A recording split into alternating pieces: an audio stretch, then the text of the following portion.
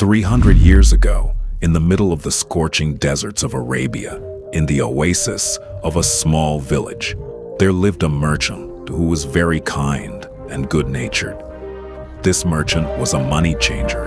That is, he tested the precious pearls, gold and silver of people and kept the trusts of travelers with him safely. The merchant had a pure heart, and his generosity was famous throughout the region.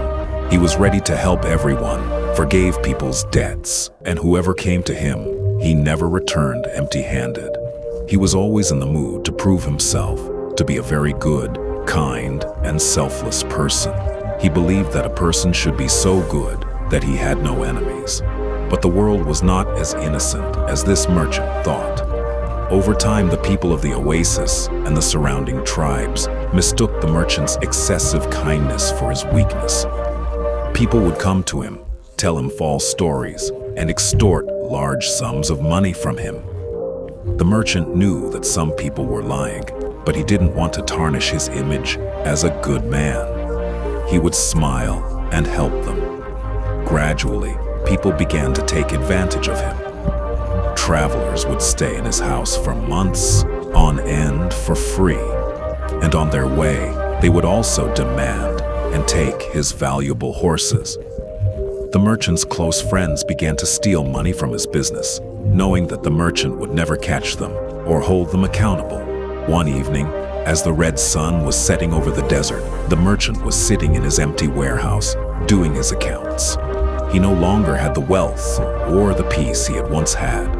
The people he had helped in the millions would turn away from him in the market so that they would not have to make fun of his financial situation.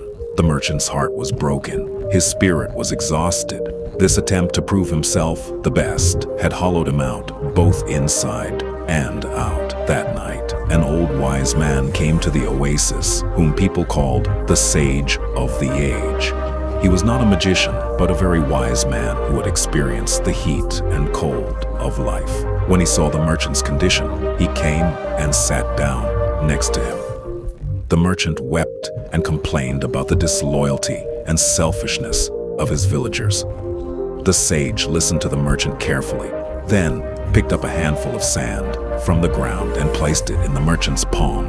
The sage said, "Merchant, look at this sand. If you leave your fist completely loose, the strong wind will blow the sand away. And if you squeeze the sand too hard, it will slip out of your fingers. You just have to keep your fist closed enough to keep the sand safe."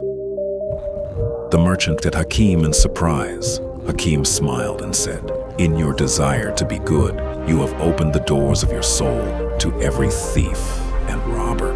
Remember, excessive kindness is not kindness, but cruelty to yourself.